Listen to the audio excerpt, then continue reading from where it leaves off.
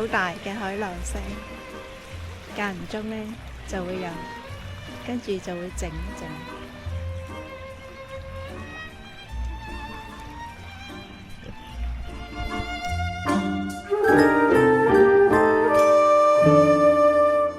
頭先呢撞到一位師兄，佢話呢度影相好靚。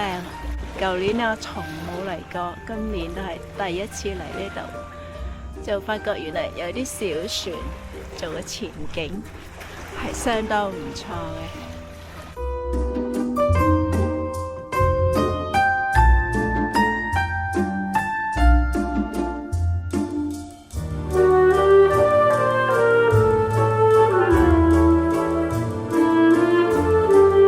唔知今晚有冇驚喜？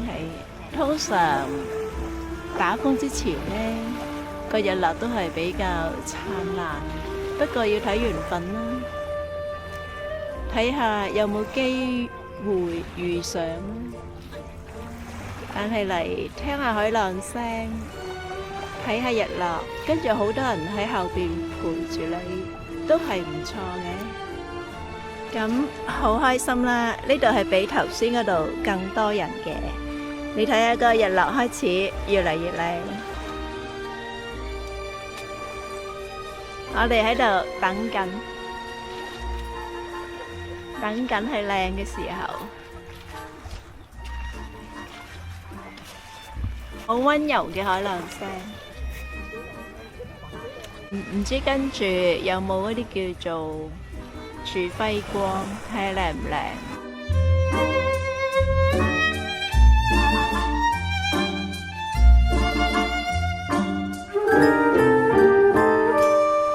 如果唔係就好快脆已經係完結咗㗎啦，呢個日落就係咁樣。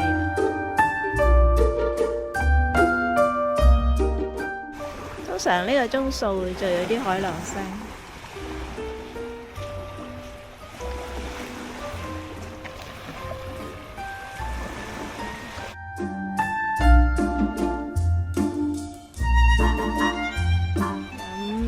有人喺個船嗰度影相，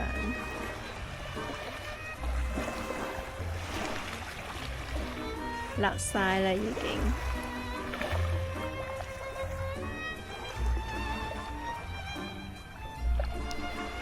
個天真係好靚，有架航拍機喺上面嗰度，不斷喺度影相。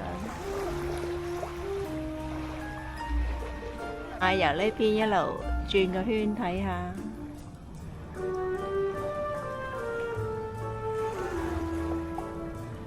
舊年呢，我成日嚟影相，今年而家8月都係第一次，突然間好想過嚟。咁當然之前又好忙嘅，成日掛住影個 BB。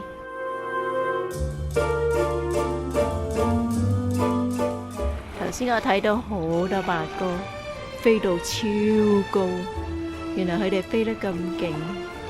一飛嗰陣時咧，兩個白色嘅翼就走出嚟。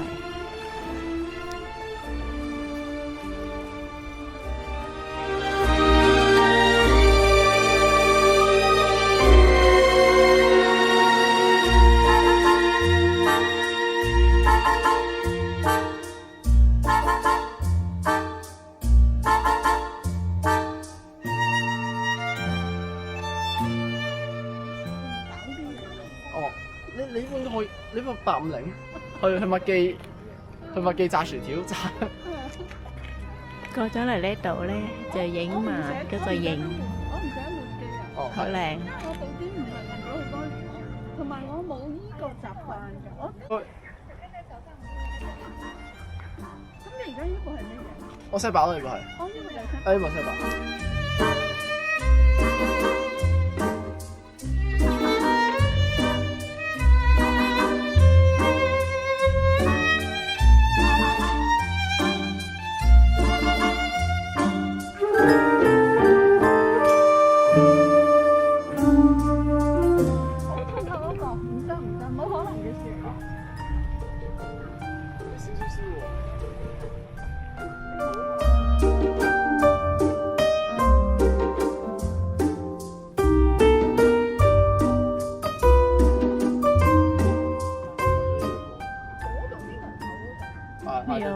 低，先影到下邊嗰啲黃色。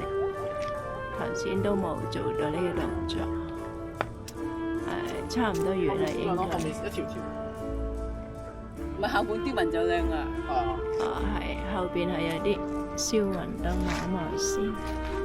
哇！真係喎，幾靚喎！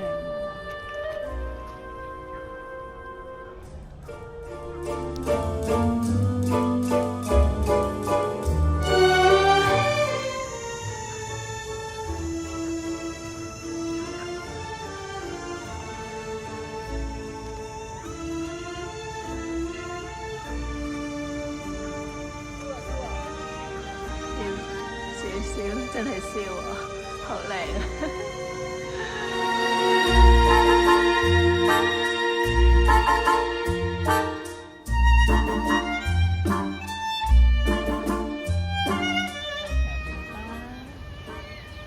咁呢個人咧都係長尾花走咗啦，剩翻呢個白科喺度。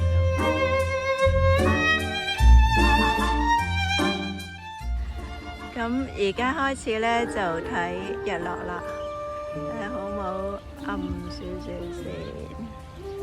個太陽就嚟落山啦，就少少就喺山後邊嗰度。咁今日我嚟一個唔同嘅地方啦。咁呢個掃出去就應該係個沙灘嚟嘅，好多小朋友喺度玩嘅。成個沙灘，當然呢個沙灘似乎就有啲粗啦，唔係好靚嘅沙灘。哇！你睇隻雀仔好誇張。咁而家我就喐緊個位置，睇喺邊度影比較靚啲。其實呢啲咁嘅金光都係非常之靚嘅。係啦，喺呢一度呢就有個弧度，好似個 S 型咁。就比較有趣啲嘅構圖啦。咁我哋將佢放大嚟睇下。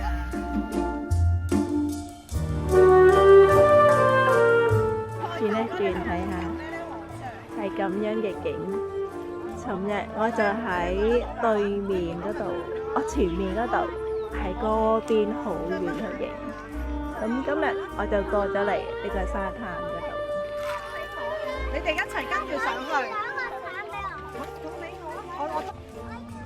而家個太陽比較落山，同埋比較紅咗，係靚啲嘅。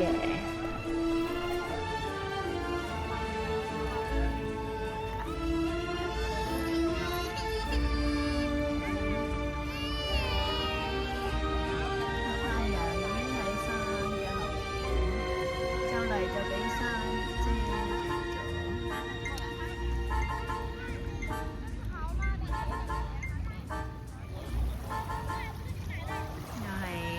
好溫柔嘅海浪聲，太陽已經落晒，我前面真係好多人，等我喐喐先。而家係6點鐘，因為我哋有個山喺度，所以佢就遮得好緊。聽晚就唔過嚟啦。我哋咁嘅年紀，一係就俾人照顧。一係就照顧人，所以平時都係有啲忙碌。而家呢好大浪，好急嘅浪。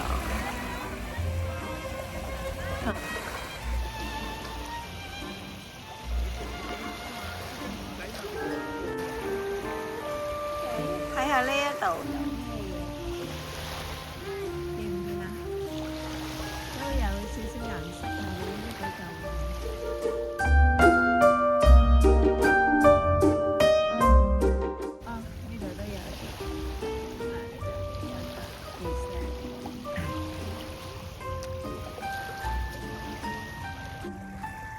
咁而家成個天都粉紅色，係靚嘅。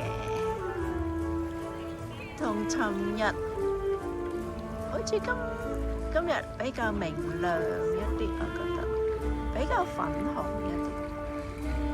粉紅色，今日就係一個粉紅嘅夜晚。其實呢度都係粉紅色，但係呢個睇落去係竟然係白色，其實係粉紅色。唔知邊個做咗城堡，做得好鬼靚，好鬼刺激。